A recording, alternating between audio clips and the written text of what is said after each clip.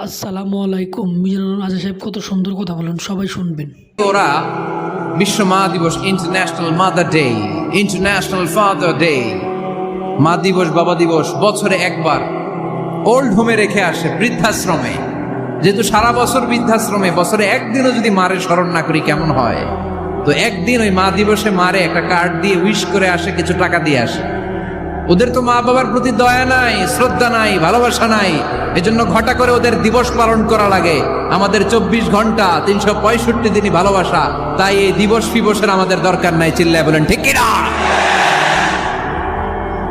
জন্মের পর থেকেই তো আমাদের ভালোবাসা, মৃত্যু পর্যন্ত ভালোবাসা, আমৃত্যু ভালোবাসা। এই জন্য বিশ্ব ভালোবাসা দিবস, এটা ইসলাম কখনো সাপোর্ট করে না। ভালোবাসার কেন্দ্রবিন্দু একজন, চিল্লায় বলতে হবে তিনি কে? দেখেন, এক টুকরা ঠেলায় বিশ্ব ভালোবাসা দিবস আমরা পালন করি। ভালোবাসার গান, ভালোবাসার নাটক, ভালোবাসার ফিল্ম, ভালোবাসার কবিতা, অভাব নাই। কত ভালোবাসার স্টোরি আপনারা জানেন, এত ভালোবাসা। কিন্তু সবাই মিলে ভালোবাসার এক অংশ আমরা ভাগে যোগে পেয়েছি।